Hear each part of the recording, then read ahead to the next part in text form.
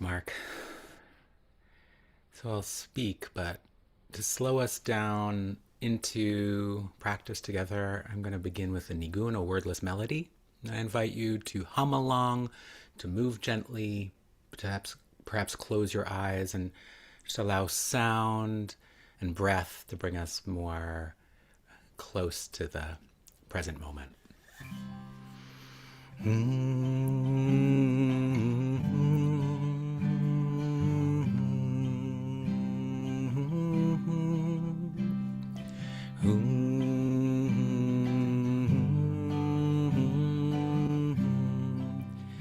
Inviting you again to hum along.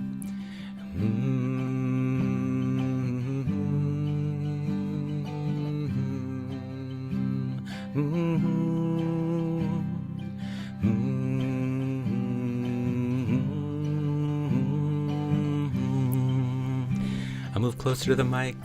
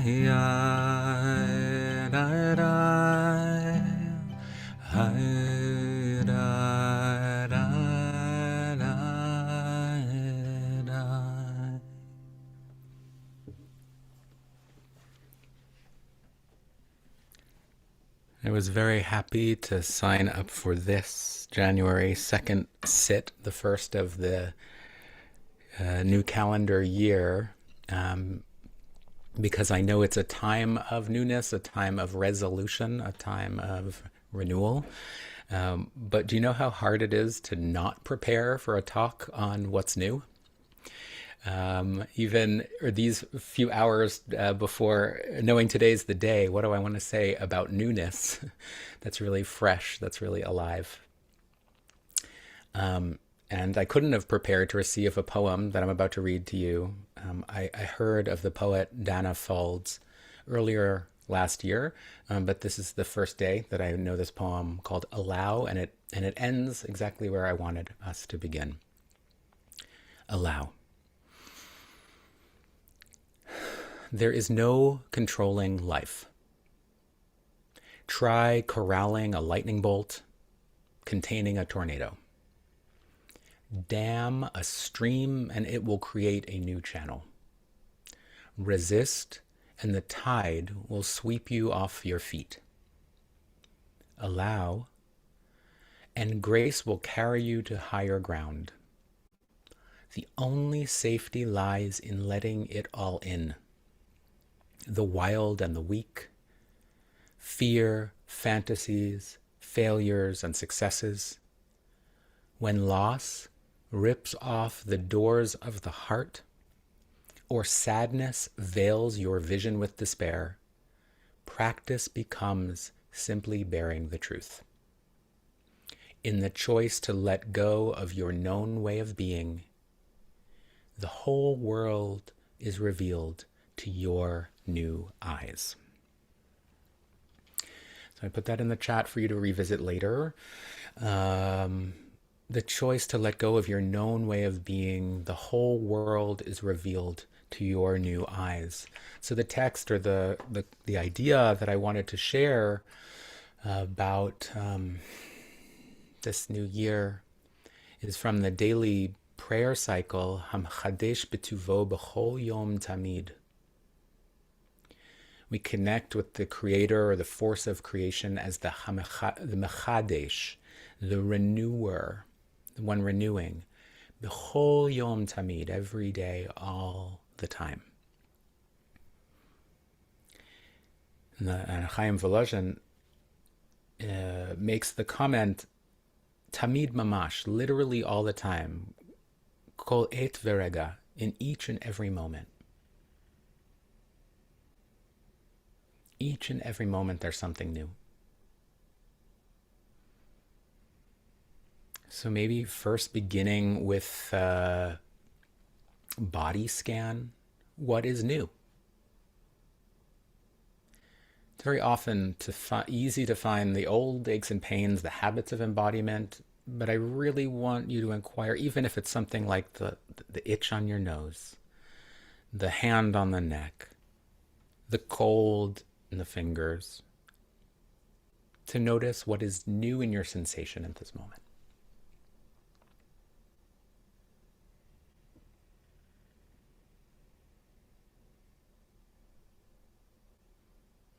The invitation now to move to sound. Notice something you're hearing that's new. Sounds come, sounds go. We can't grasp sounds. So even if it's that very familiar heater, how does it sound right now? Or the chair as you settle into it, or maybe inner sounds as we move the body, the neck gets snap, crackle, and pop.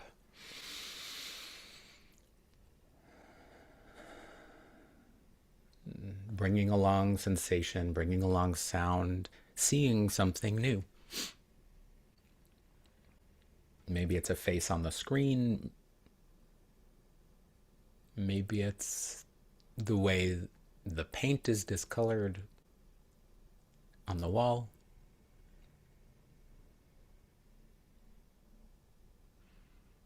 Hamchadesh b'tuvo b'chol yom tamid.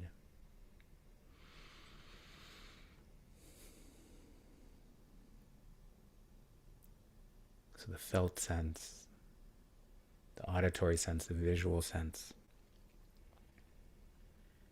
Wonderful anchors for this continual renewal.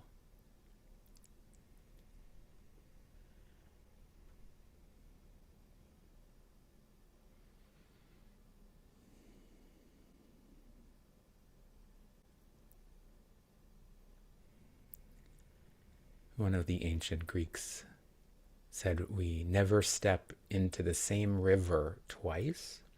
That river of experience always flowing. I like to think we never breathe into the same body twice.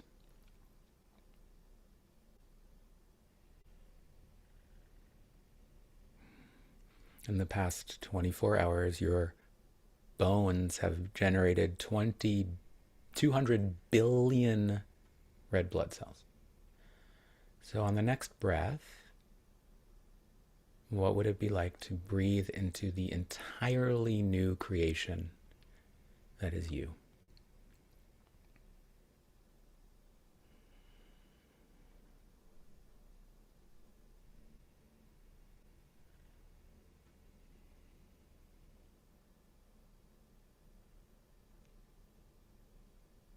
Conversely, we never exhale into the same world twice. So a new inhalation.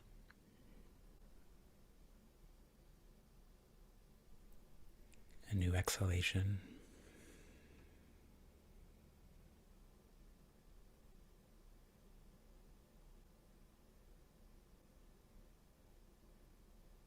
And so whether seated or lying down, eyes open or eyes closed, as my voice and these instructions taper off,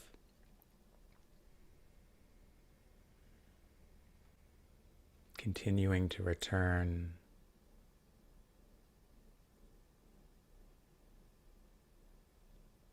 to what is new in your experience as it unfolds.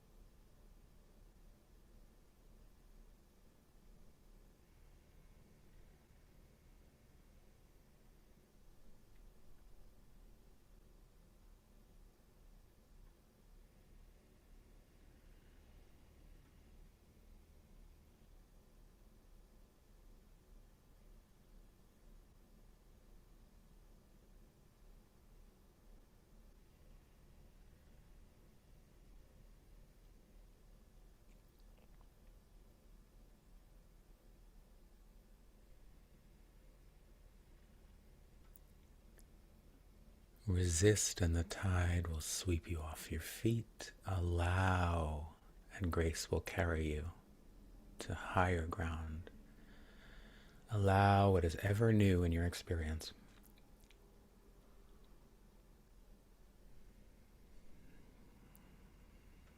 Allowing thoughts and feelings and sensations to flow.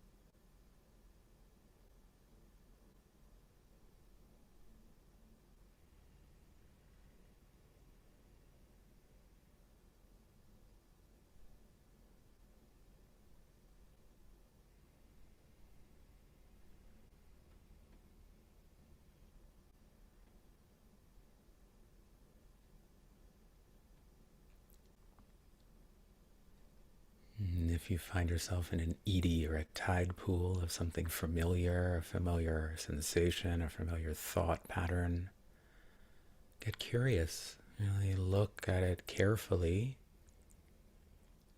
What is new about this experience today?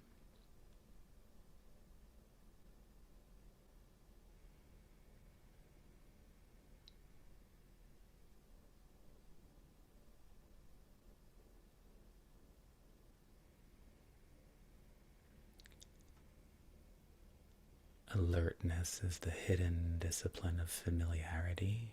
Be alert.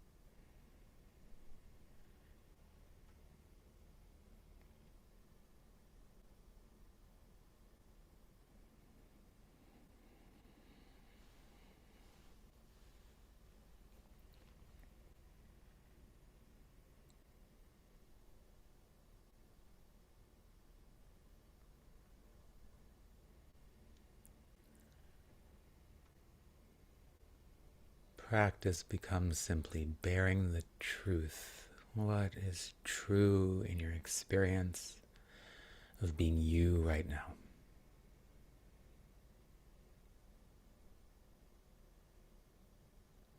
The temperatures, the pressures, the humidities, the wakefulness or sleepiness, the calm or irritation.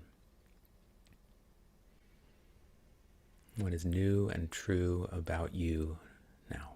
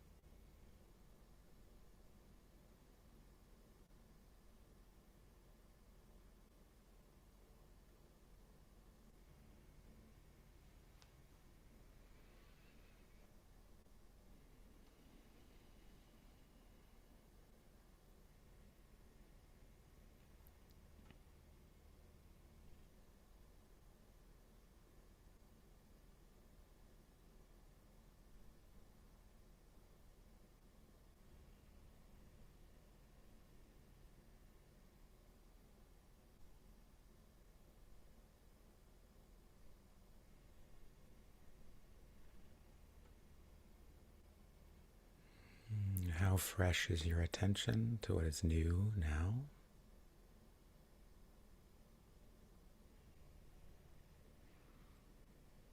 And further, can you love what is?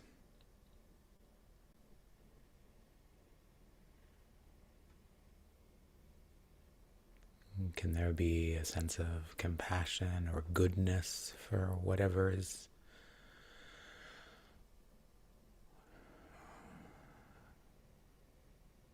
arising in the thought stream, in the sense field?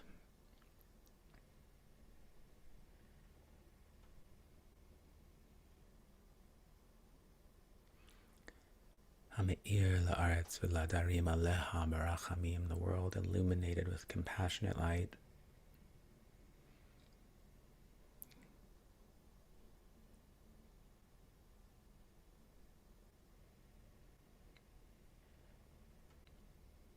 Some say to love is to be happy with. Can you be happy with this new year, new you, new experience in this moment, just for now? And now.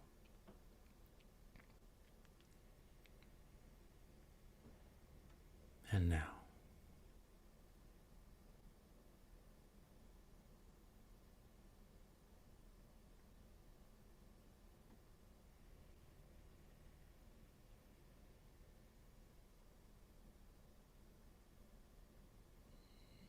And if your eyes were closed for this practice period, I invite you to allow them to gently blossom open and softly allow the light of the world in, and to continue to look for something new, perhaps in the clutter on your desk in front of you,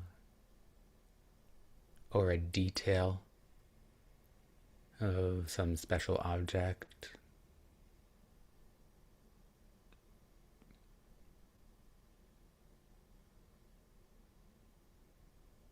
Listening to what's new in the space inside your room or from outside of that room.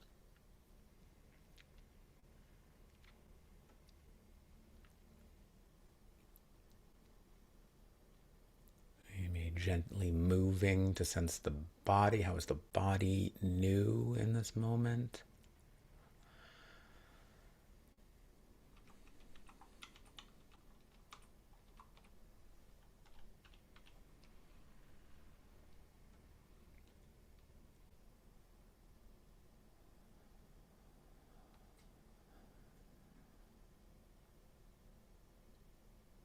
Thank you for your practice.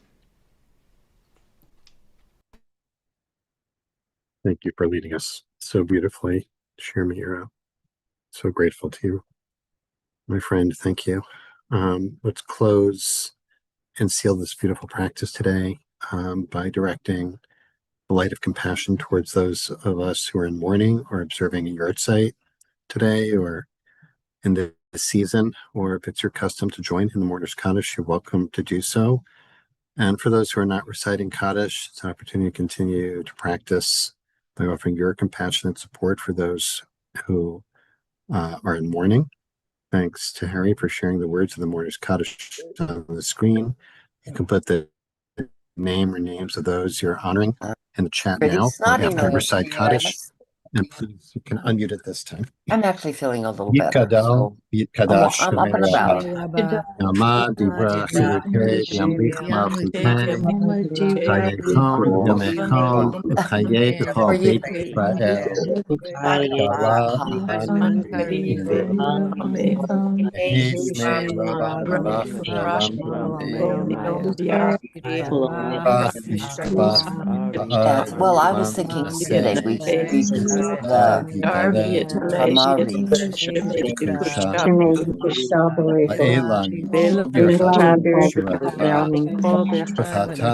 Of course, I remember that.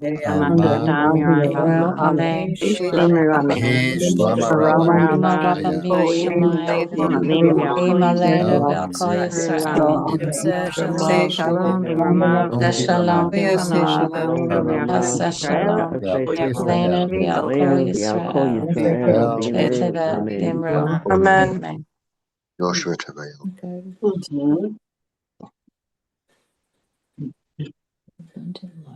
friends, thank you so much for joining us today for the Daily Sit. And if you're leaving us now, we hope you'll join us next week. I'm going to put in the chat the schedule of our leaders for next week. Oops. There we go. We'll be meeting Monday through Friday next week, as is our usual custom, and glad to be back on board. And if you're leaving now, wish you a sweet and restorative Shabbat. We hope to see you back here on Monday. And of course, you are, as always, welcome to continue to sit with your own practice.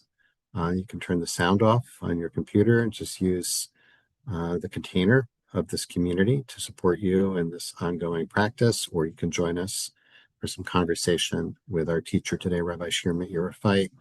If you have a question you'd like to ask, please put that in the chat. And if it's a question, please write question all in caps, and I'll keep an eye out, see if I can work your question into the conversation. Beautiful. And I had the thought when we started, because I've always thought I have to say, I always find New Year's and New Year's Eve, the Gregorian one, a little weird in its celebration. But this practice today made me think.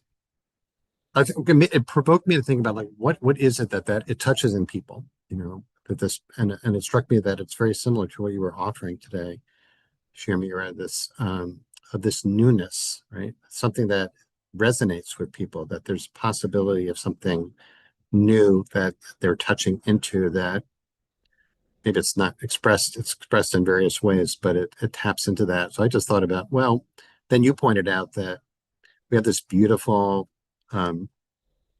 Jewish spiritual principle that this is ongoing. It's in as you pointed out, it's in the daily liturgy, that everything is renewed on a constant basis. Everything is new. And I had this image of walking around all day long saying, Happy New, Happy New, Happy New, with or without fireworks. And what life would be like if people walked around with that awareness that you were helping us tap into today. So I want to thank you for that image and say Happy New to you as well. And the poem too. The juxtaposition of the poem and the line from the liturgy. I'm going to put the line from the liturgy in the chat for people, at least the Hebrew, and I'll put the English as well in a moment. But I want you to unpack that a little bit. Like that one line, which is, just for people who are not familiar with it, it's from the weekday morning liturgy. It's the beginning of the first. It's at the very beginning of the first blessing after Baruch Hu, and the first blessing leading into the Shema, just to give it some context. So, if you wouldn't mind, reviewing that, I'll put that while you do that. I'll put the English in, at least what I've got from Sfaria, and redo it a little bit, because it feels like there's so much in it, so much. Yeah. So we know the Shema is central to our prayer practice. And sometimes, if we're just taking of the essence of the prayer service, that's where we go. But if you're using more liturgy and more of the tradition to warm up to that moment of paying attention, of hearing, of unification, you'll go through these two steps. From which I took the first line about light, and then you'll go to love. So you're always starting with the light of creation being continually renewed, and then you'll go to this paragraph about the eternal love, light and love, light and love. And so this line comes from that first one about light. Hameir is the first word, and my name, Meira, this idea of illumination, of light, of seeing things differently. The proof text, and I earlier dropped a little bit of the text from Chaim Volozhin, and he's explaining, because the next verse comes, what we're sharing is a rabbinic line. This idea of calling the divine HaMechadesh is from the rabbinic layer. But their proof is the Psalms, which comes from earlier, Oseh Orim Gedolim Ki Le'olam Chasto, making the great lights because his love is everlasting, right? I'm quoting it in the original, like as close to the original. And they point out that Oseh is in the present tense, that the maker of the great lights is making them now.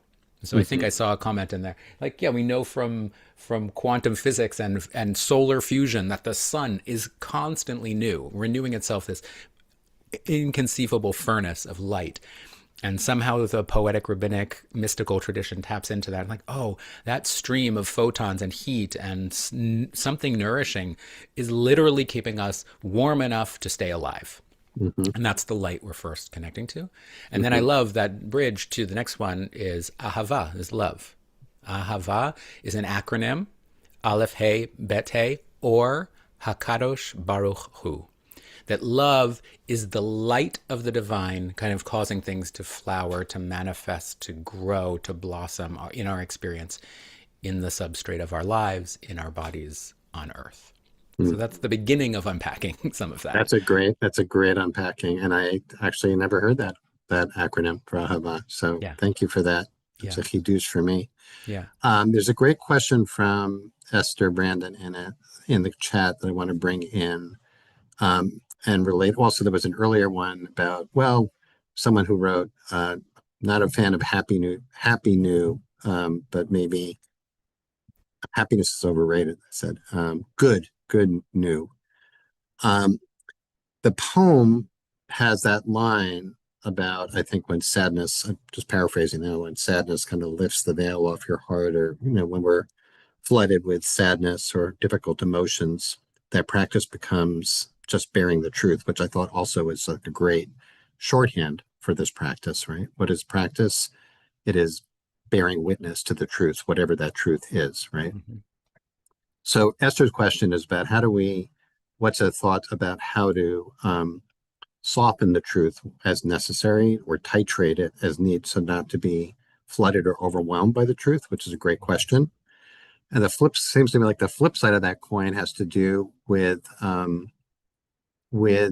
part of what we're noticing about the truth is this newness, which, at least in theory, is connected to, as you just said, to love and, more, it seems like more positive emotion, right?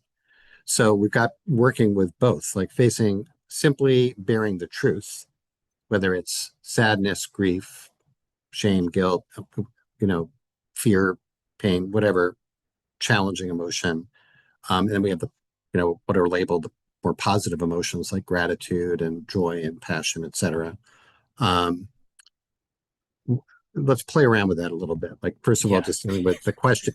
It's a lot there, but just starting with Esther's question about titrating the truth so we don't become flooded when the truth is painful. Yeah. Hi, Esther. Good to see you. Thank you for the question. It reminds me of a story Ram Dass tells about his kind of marching orders from his teacher. His teacher in India told him, go home, go back to the West, love people, and tell the truth. And immediately he recognized he could do only kind of one at the time, right? He knew how to be honest, but not necessarily loving, or loving, but not necessarily honest. And I think of that story, honestly, often when I make kiddush and we talk about ahava uratzon, God's love and God's will.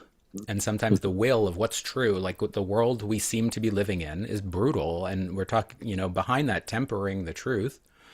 Like, how can you titrating the truth implies the truth is too much. You can't handle the truth, right? We don't. We may want to step away from the truth. And how do we see that with love? How do we see that with love where happiness is sometimes overrated, or there is spiritual bypass, or there's cultures of toxic positivity that are delusionary, and because on the other hand, truth is too much to bear. So these twin flames of truth and love, of compassion and honesty, bearing witness, as I understand it, right, from that poem, and bearing, like, as I learned it from my Zen community, it's opening our hearts and our experience to the joys and miseries, right? To have the doors blown off, to have such an open heart, is to make ourselves vulnerable to both the real suffering and the real constriction that we experience in Mhm. life, and the real ecstasy, the real pleasure, the real expanse. I want to say something here that is like a growing edge for me, because from another poem by Czeslaw Milosz, which begins, it's called Love, and love is to learn to look at oneself as though, as the way we look at distant things. Right, we so often look at ourselves through a telescope, and the poet is now asking us to look through. We look at ourselves through a microscope, and we're getting so analytical about all of the Mhm. things and failures. To look at ourselves through a telescope, and this is a cosmic poem. This is about looking out at the stars and the cosmos and the vastness and the unending scales of time and space. And from that context, we can maybe begin to touch into larger truths of which we only see a part, or larger cosmic love and compassion of which we only kind of have a small thimble for containing. So that's how I work. And that's why there are these two steps, this two steps into the unification, because it's hard to see these two things as one. Mhm. Mhm. That's a beginning of that Yeah. conversation around those things. And what about, seeing things as they are and practicing being with things as they are? And things being as they are means noticing newness, constant newness in each moment, as you point out, each breath. And a very, uh, was find it found it very helpful to have that imagery of the how many ever thousands of red blood cells are being produced each second. Billions, 200 billion per Per day, per what? per day. Right. Oh, I just got you just blurred went out. blurry, Wow. got blurred out. Yeah, you're still I gotta here. turn my camera off and back on. Okay. I don't Yeah, know. still Okay. blurred. Interesting. Okay. Interesting. Well, I guess it was all that talk about unification. You're just blurring into There we oneness. go. Oh, We there you go. got very You're back cosmic there back in for a the word of second. Okay. back in the world of duality. You were just at a very high level there for a moment. Yeah. Yeah. Um, so Absolute. so anyway, where I was going with that is towards that direction of joy.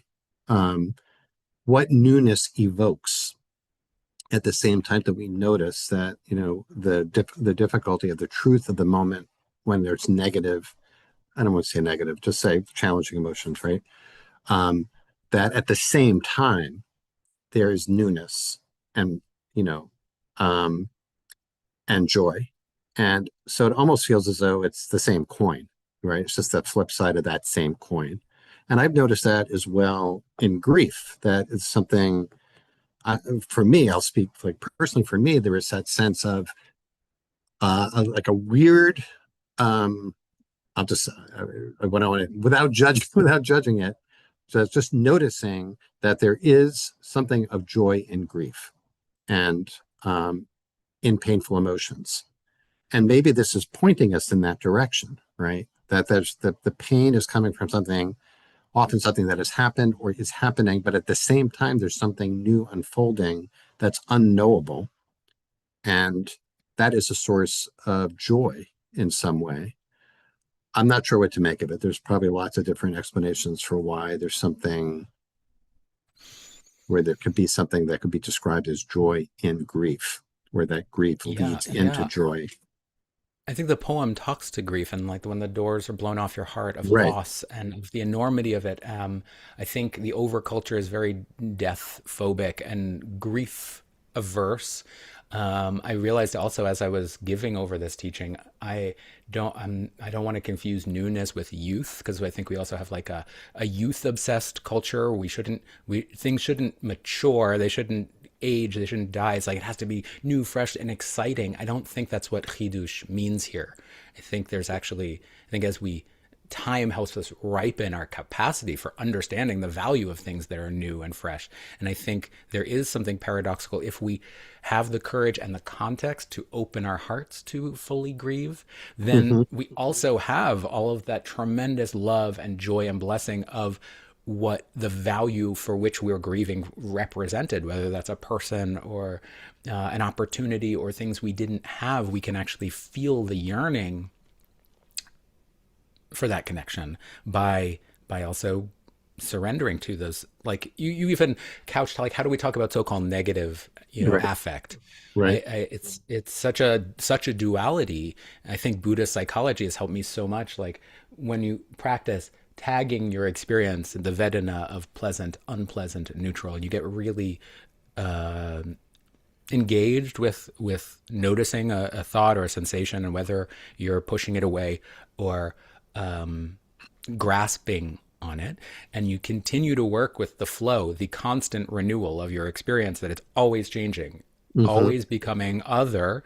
Then there's this strange thing that happens, that you can become non-aversive to unpleasant experiences, right? Those are separate things, that things are going, we might get used. So let me say this, let me slow down. I'm getting very Mm-hmm. excited, right? We're generally have a condition to hold on to things that are pleasant and push things away that are unpleasant. Right. But if you separate that pushing and pulling from Mm-hmm. what is flowing, you can sometimes start being like, no, I actually want to pull close the things that are unpleasant because they tell me something about me or my Mm-hmm. experience of my life. Right.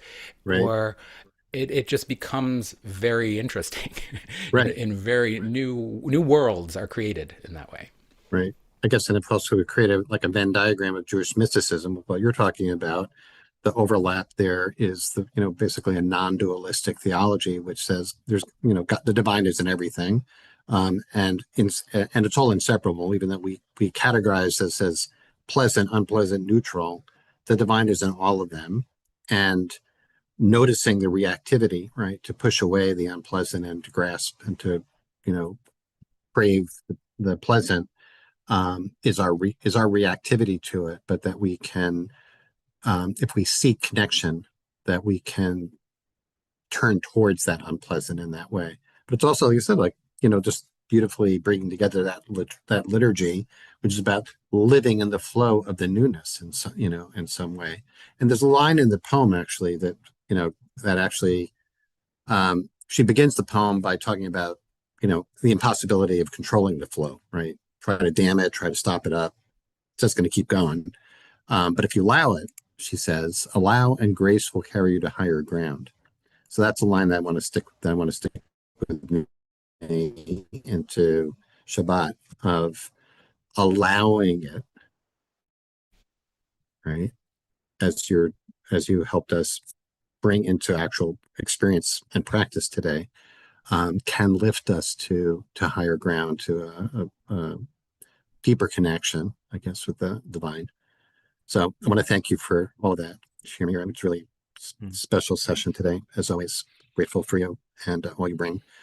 Grateful to each of you for being here, Harry for holding us together in our tech Mishkan here, and very much looking forward to being back for the whole week next week with all of you. Wish you all a sweet, sweet, restorative Shabbat, health, healing, justice, peace in 2026, and look forward to seeing you on Monday. Many blessings, everyone. Shabbat shalom. Thanks, Mark. Shabbat shalom. Shabbat shalom all.